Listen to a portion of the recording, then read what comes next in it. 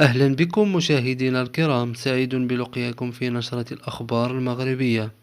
وهذه هي التفاصيل. سجلت عديد من المواد الغذائية لا سيما الخضروات واللحوم والبيض ارتفاعا ملحوظا خلال الأيام الأخيرة.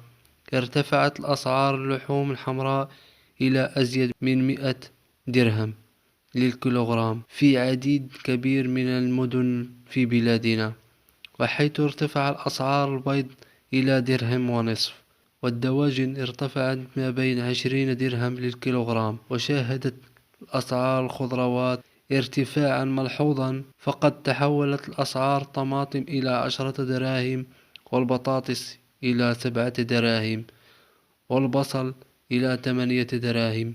نتمنى من الله عز وجل أن يرحمنا. كنتم في رعاية الله، وإلى اللقاء.